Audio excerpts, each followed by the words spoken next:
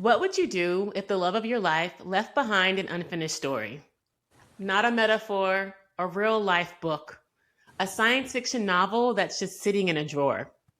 Would you close it or would you open it, pick up your pen, and finish where he left off?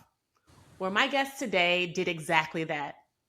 And what came out of that grief wasn't just a book, it is actually a bridge between worlds. This is Ksenia Mark's story. And I'm so honored to welcome you, Ksenia, to the show, the Meta Business Millennial Podcast. Thank you so much for being here. Oh, Erin, thank you so much. And I love that opening. The bridge is exactly that. And so powerful. So powerful. Yes, yes. And I have to say that that's the energy that I felt when I met you. And I want listeners, before we even get going into the interview, to really get like how we this connection happened, because like you said before we turned on the recording, that you don't believe in coincidences, like every connection matters. And certainly the more that I'm moving in my path and on my journey, the people that are magnetized into this show are certainly aligned with me. And when your profile came across my desk, I literally, like, when we met, I hope you remember, like, I was kept saying, I got chills, I got chills, I got goosebumps, just hearing about your story and hearing about the book that you finished for your husband, and everything that's just happened in your world. And I really want to start with learning more about you before we get into the story about your husband, because you have such a unique background as an architect, as a trained, very trained, skilled creator in that way, and really want to understand how you got to that point in your life. Well, it's a long story because I have 40 years, 4 decades, actually more than 4 decades in the architectural construction industry. So Oh, wow. it's actually more than that if you count when I started going to job sites with my dad, who was a contractor when I was 4. And Wow. he was a World War II paratrooper. I mean, when he entered the room, he had a presence, and you knew he was there. He was Yeah. definitely in charge. And my parents had us older. As they were older when they had us, and my dad had really bad arthritis in his hands. And so, in this construction work, and probably when I was around 12, he said, "Hey, I need you to," because I love to draw. Well, I love to draw, art, paintings, things like that. And he had gotten me an oil paint kit. But he said, "Hey, I need you to help me draw this CPM schedule, critical path method schedule." So we're on the dining room table with a T square, and he's basically saying we need to go with this trade and this trade, and we're mapping out how long these trades have in his project. And so, I was just he was so into his work that I just was there with him doing that, and I really enjoyed it. And I enjoyed going to the job sites. And so I had an affinity for math and art, and I went into architecture, but I didn't really want to sit behind a desk all the time because I had grown up going to these job sites with my dad. So I I started in building construction, and then I moved to architecture, and then when I in my career, I've been on the owner's side of the Yeah. business for the majority of my career, being an owner's authorized representative. And in 2002, I um, decided that since I could do the work of 3 people, that I would start my own business. And my husband and my dad and my mom, so incredibly supportive of me. I couldn't ask for my husband was just so Bill was so supportive of me, anything that I wanted to do. And so I've had my own business, consulting, since 2002, and then and a variety of airport projects during this time since Mm-hmm. 2002, big programs, a variety of different architects and contractors, it really some challenging work, but there's something for the word grit. Right. And, in this profession, I think you have to have it in order to really power through it all. Hmm. Um, so that's one side of what I do. And the second side of what I do is Bill, when he retired, we started Merck to Press. Um, and so after he passed, um, I'm taking that on.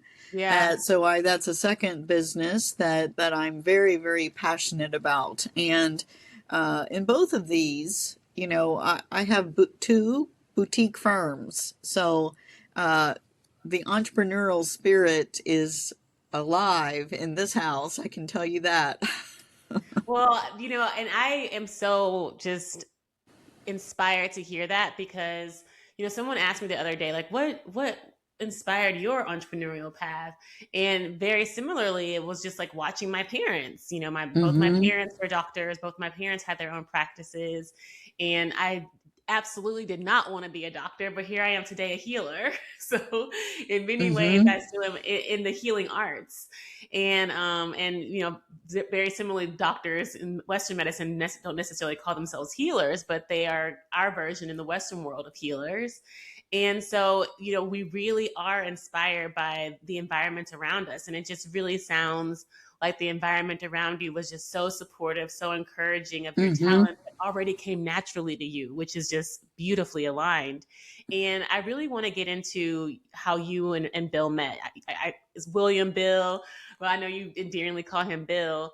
How did you guys meet? And you talked a lot about the synchronicities you guys had and the support you guys had, and share with us a little bit more about that journey and into yeah. Well, we actually met through work, through a project. I was with an architectural firm, and we had a client, and he was the lead for the client, and so that's how I met him. And really, I think a long journey there. He ended up leaving that institution and moving to Florida, and I I realized that wherever he went, I was going to go. Mm-hmm. And it really, at that point, it didn't, things didn't really matter. Things didn't really matter. It was really about being with the right person. And so that's really how it started. And I'm just so thankful for all of the time that I had with Bill, because he was the person that I wanted to be with. And it didn't matter if we were sitting on our back deck having a glass of wine, or if we were at a black tie event, or if we were on a vacation. I just wanted to be with him.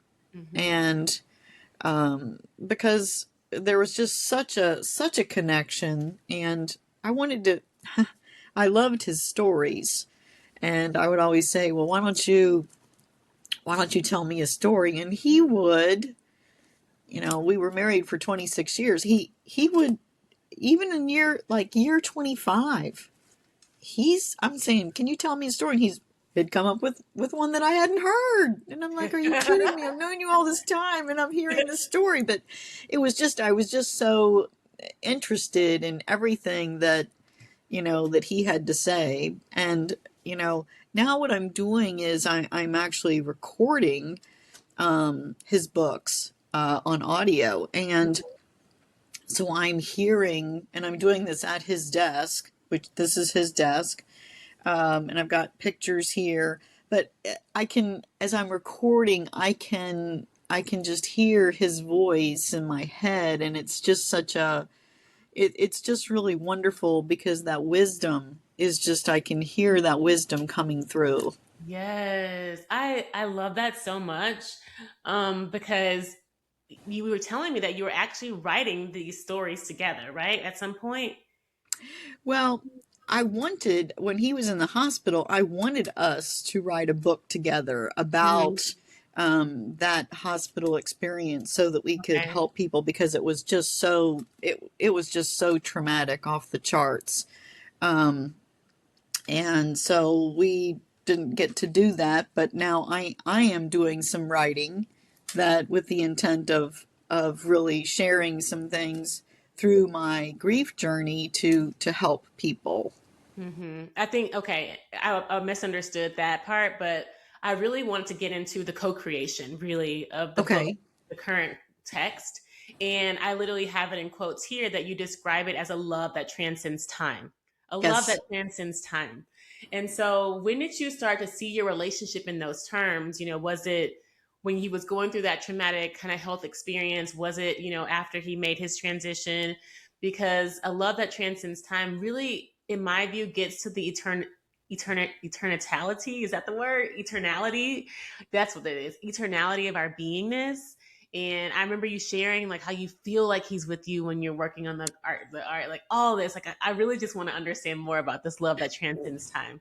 Well, I will tell you that I think it so I always knew that we had a very close and special relationship and people would say to me, you and Bill really have, a great relationship. They would, come up to me and say that and so that was always there and it was so good and solid. But then when we were in the hospital, I, I think both of us really felt the vibration rising and Mm. and I could feel it and the it's hard to describe other than that I could feel just this vibration rising. I feel that we were getting closer in that situation and also uh, I've always been a very spiritual person and I was praying all the time and I feel that I could feel how other people were praying for us too. And Mm. so I felt a stronger spiritual connection to our creator. Mm. And I didn't know I tried to be just really with Bill in the hospital being present and being in that moment. I was not trying to think about. I mean, I was being positive because I was so hopeful whenever there was a good sign. But I was not. I just wanted him to heal, to be better, and so I wasn't. I wasn't really thinking too far from that each moment that I was with Mm-hmm. him. Mm-hmm. And then when he passed, I didn't know how it was going to be. I didn't know how it was going to be, and I really I I could feel him. I could feel that we were still having conversations, and in my mind, and I would be walking around and talking to him, and I really feel that we were having, and I still do feel that we're having conversations.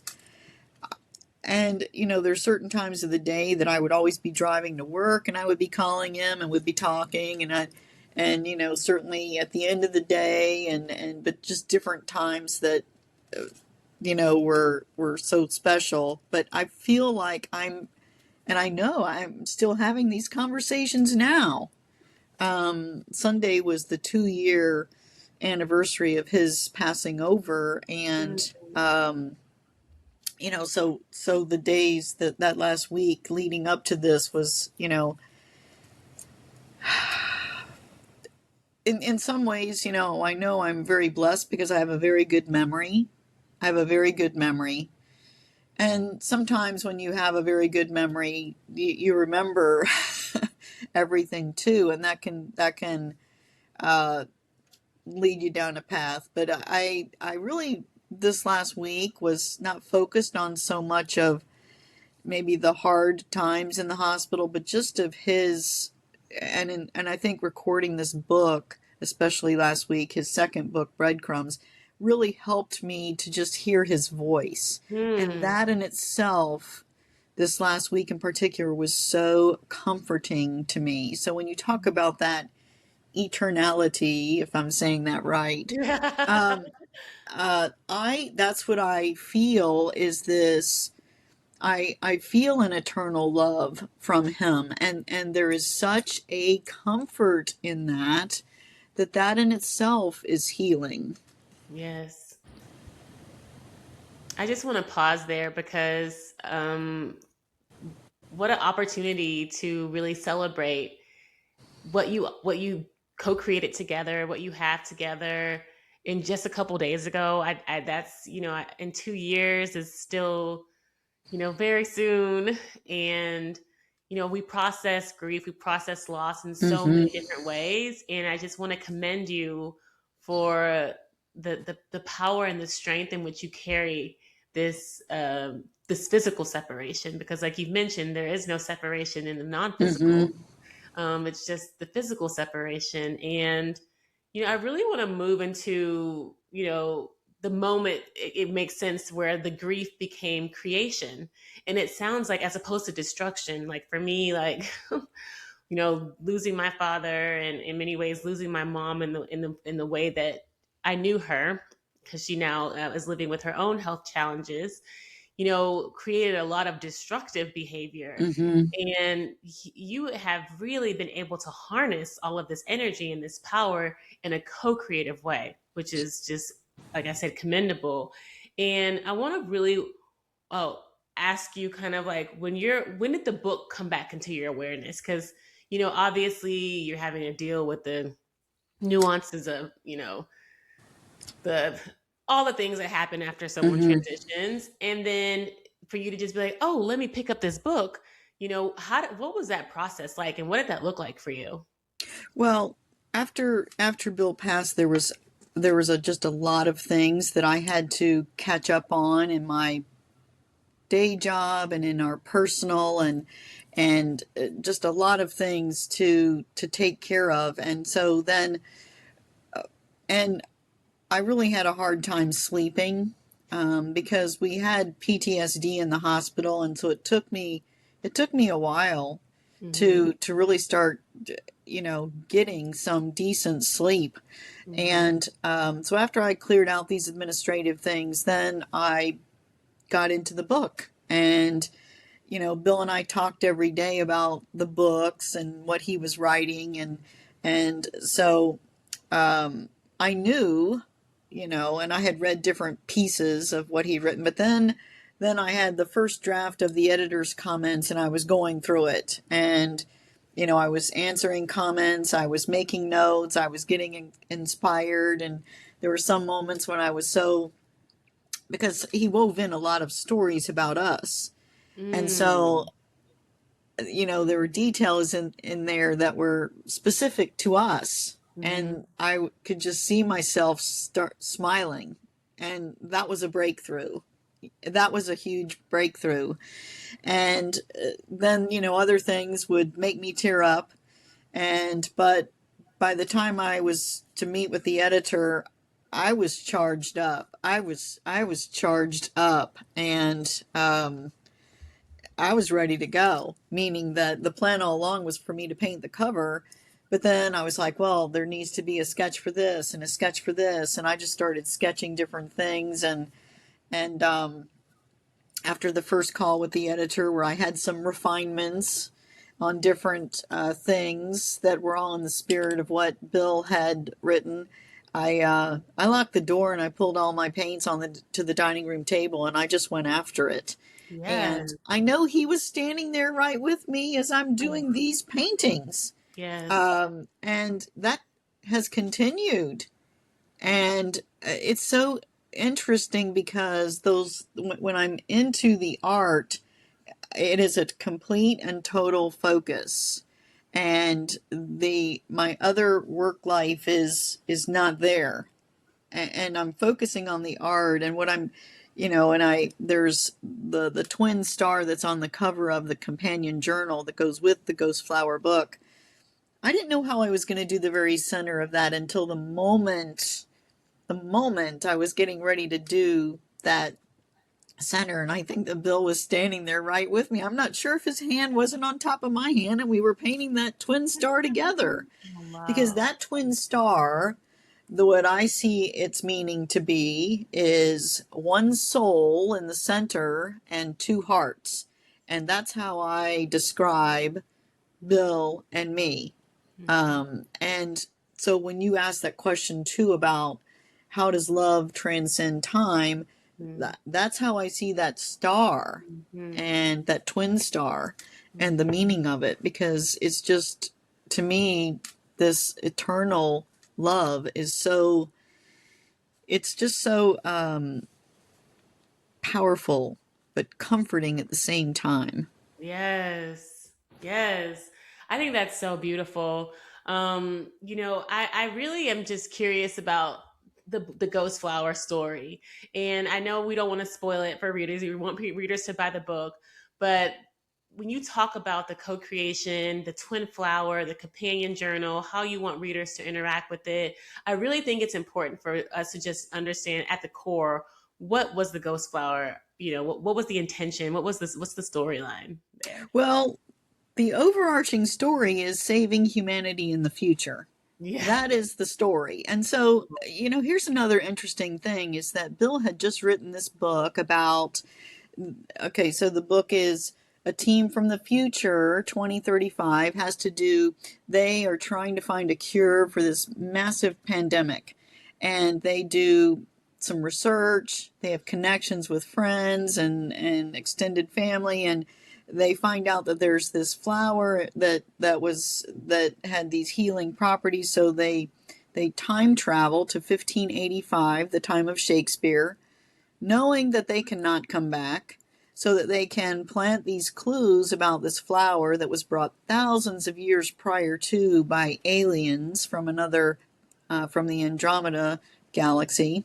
And Mm. they plant these clues for their team in the future to use to cure humanity in the future. And so, but there are so many other themes woven into this story about it's saving humanity, it's leadership, it's people of different cultures and how they come together, people of different time periods that come together, Mm-hmm. under you know, and dealing with aliens, relatives of aliens, and how that blends into the culture. And so you start looking at all these different themes in here, and then of course there is romance, there's action, there's historical characters. So he's really loaded it up I for love everybody. it. He's really loaded it up. And so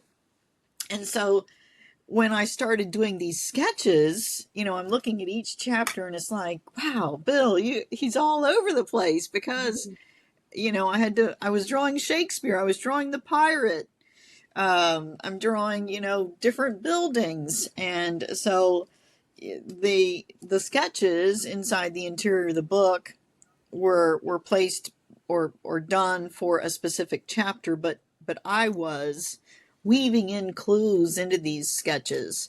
So I organized the companion journal to, as this, I thought the sketches would flow with their clues and their relationships. And Mm-hmm. then I tied it back to the chapters where that sketch appeared, and then philosophical and spiritual questions that are within that chapter for the reader to really pause and think about. Mm-hmm. So it's a great set for book clubs that want to really dive in and discuss some of these topics. Yeah. And I just have to say for all those listening and watching that when Ksenia told me the story of the ghost flower, it really resonated with me because I was just thinking about my own journey, specifically my own shamanic journey in working with special plant medicines and even, Mm-hmm. people in my community who work with different plant medicines and how these have been encouraged across time, across thousands, millennia to Mm-hmm. awaken consciousness and especially in this day and time when a lot of our consciousness has been kept, I would say, almost imprisoned in many ways. We're just all kind of Mm-hmm. programmed to think the same, act the same, conform, conform, Mm-hmm. conform. You know, these plants, these special plants, these special flowers offer us unique opportunities to expand our awareness, to think differently, to connect back to our soul, connect back to our purpose, connect back to Mm-hmm. God. And fundamentally, that is what saves humanity, is that inner knowing. And so this is really what inspired me and just excited me so much about this ghost flower story, and the foresight and the intuition that Ksenia and Bill shared around around the future, our future, and the optimism despite the dystopian pictures and stories we're always fed about our future. This actually offers us Mm-hmm. hope. Yes. Mm-hmm. Exactly. And Yeah. it's positive. It's Mm-hmm. positive, but it gets Mm-hmm. into some of what are really the soul connections, and what is our purpose, and what would you do to save humanity, and Mm-hmm. I think that those questions are just so important, and I think a lot of that right now may be glossed over because of all this other stuff that's going Mm-hmm. on in our world, Yeah, and so this is an opportunity to just take a dive into, maybe some of these, I consider them to be core issues. I agree 100%. Because it really, you know, we call it science fiction, but oftentimes what science fiction is real life in reality. And we know Mm-hmm. we talk about the world that we live in today. There's a lot of not just a dystopian talk, but the separation. You know, whether it's race or gender or sexual orientation or religion. You know, there's always opportunities for war and discontent and separation, where this, what you're speaking of in your book, and what you and Bill have been really inspiring through your stories, is, you know, collaboration, cooperation, where, you Yes. know, whether it's with alien beings, or, you know, or Mm-hmm. ancestors from, you know, hundreds, thousands of years ago, or people today. And it's really like love that transcends time. So going back to, you Yes. know, your own story. So I think that that's really beautiful. Yes. And what's Space and time. interesting for me in particular is, and I'm recording Bill's second book, Breadcrumbs, right now, and it's Finding a Okay. Philosophy of Life.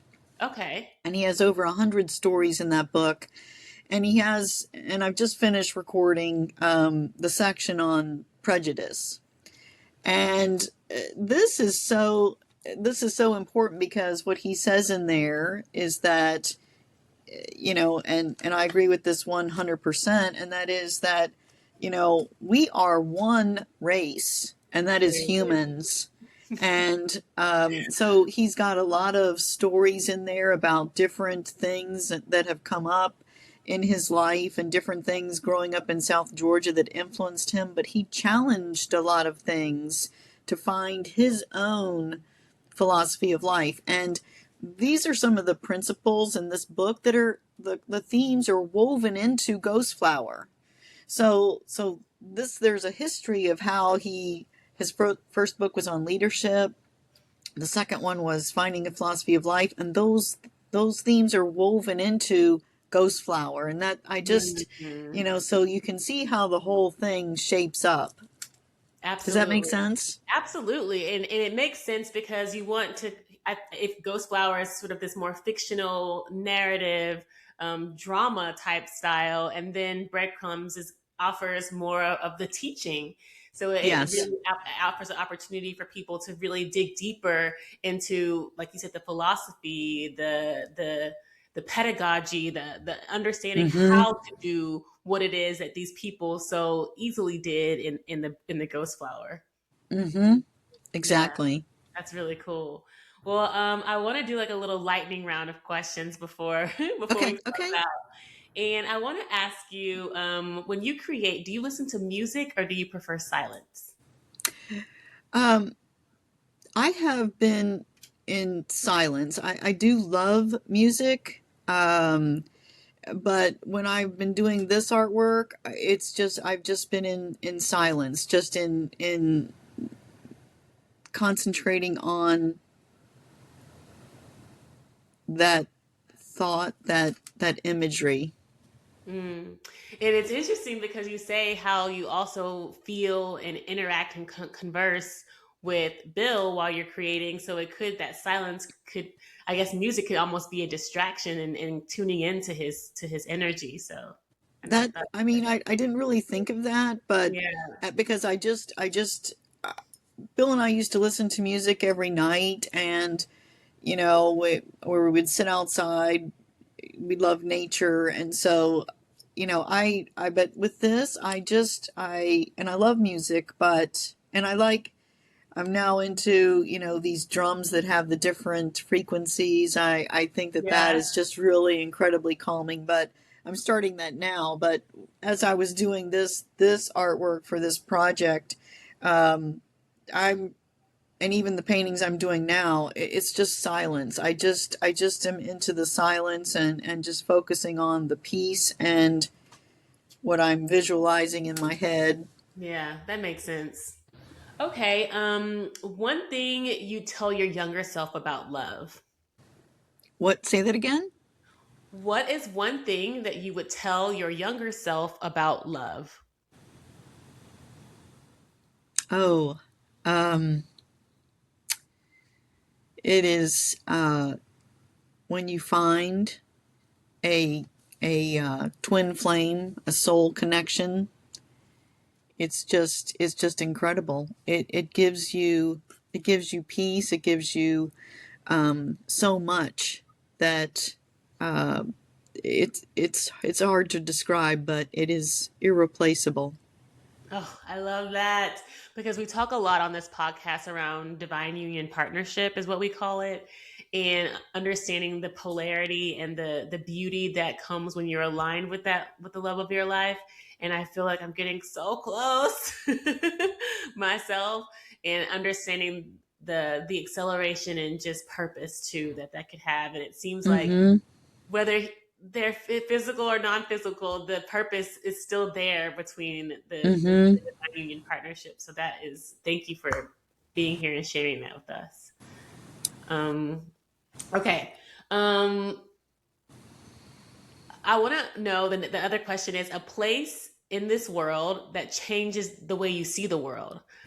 Maybe not even a specific city, but maybe, I don't know if it's a park or whatever, but a place that changes the way you see the world. That would be Sedona. Okay. Why? and and I just feel that place is so, and there's something to do with, what's interesting is in the book it's a lot of the setting is in Avebury, and there are, to me, the this electromagnetic connections in our earth, and Sedona has that. Avebury, where this story is, Mm-hmm. a big part of it, stationed. There are those kind of connections in these places, and I really resonate with that. And to be in those kind of places, the rest of everything is just tuned out. Yeah, I love that. I spent a lot of time in Sedona, especially when I was doing my Tai Chi journey, and I would go to retreats there. And what me and my community we really talk about is doing like grid work, or like the Earth has a Mm-hmm. grid, like electric. You mentioned the electrical grid, and places like Sedona are really activated with these vortices, these vortexes Yes. of energy. And Sedona is really just such a beautiful place to clear, to activate, to transmit, whatever it is you need to do energetically. So I Yes. 100% agree. I love Sedona. Okay. See, this is where A lot of we're alignment. connected. Yeah. And I want to ask this: what does the afterlife look like for you? The afterlife. Hmm. Um, Holding Bill's hand and walking down to our bench, uh, what we used to do all the time, Oh, wow. holding his hand and walking to our bench, because we're doing that now. Yes, I love that. Okay, cool. Well, I mean, I got chills hearing that, and I'm just really honored again to interview you and to share this space with you and learn more about the ghost flower and breadcrumbs and what you are continuing to co-create, inspired by Bill, inspired by your late husband and your husband that's here with us right now. Yes. It's not late. He's appreciating you, Erin. He's Oh, appreciating you. I appreciate you so much, Bill, because the seeds that you have planted are blossoming and are bearing great fruit and are going to continue to inspire generations, and so myself included. And so I am just really honored to be part of this story that you two share. And it's just interesting how our world works, and that what stories get mass press and publicity and attention. And I just feel like this is a story that we may not see the mass crowds and millions of copies right now, but this is something that is going to touch a lot of people. And I just feel that. And yeah, whether Well, it's physical or non-physical, I just feel like it's shifting our universe. I feel it too. And I think that it is so important to share. It's so important to share because it, it's about healing, but it's also this connection. When you have a profound connection with somebody, what does that mean? And, you know, how does life continue? And that's why it's so interesting. You asked me, what would I be doing in the afterlife? I'm going to Yeah. be holding Bill's hand, walking down to our bench. Yeah. And, so think to me, part of the comfort is that I feel like there is a continuation, that Hmm. there is definitely a continuation. Hmm. You're like, I'm gonna be doing the same thing I do now, pretty much. I want to do the same thing, and that is so beautiful. For us to really not, we're walking so confidently in our purpose in the physical that in the non-physical, it'll be the same walk. It's going to Why be the would same it need walk, to change? and I'm going to be uh, we're going to be looking at the bright colors and the flowers and enjoying the nature and appreciating all of it, and just Yeah. in awe of what our creator God has is doing. Absolutely. Absolutely.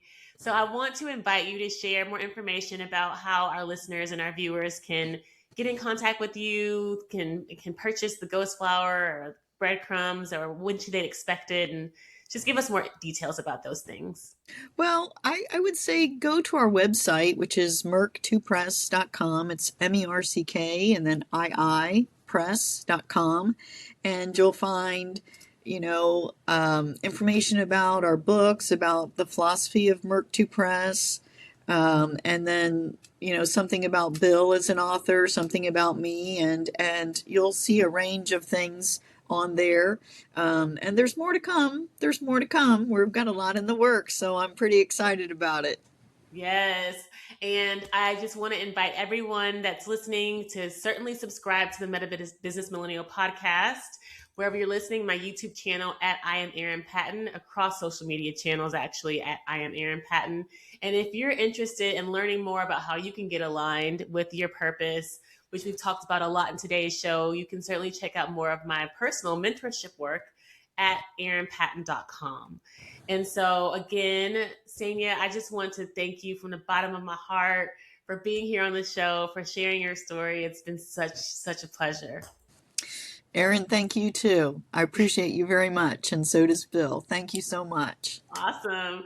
And to everyone, if you made it this far, we appreciate you. Certainly DM me, leave a comment, let us know how you love this show, how much you liked it, share it with a friend, and we will see you on the next episode of the Meta Business Millennial podcast. Much love and light. Peace.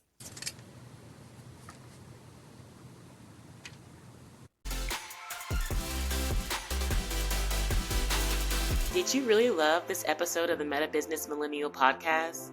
Well, I am honored, and I appreciate you subscribing, leaving a review, and sharing it with your friends, because your feedback allows us to co-create more enlightened conversations.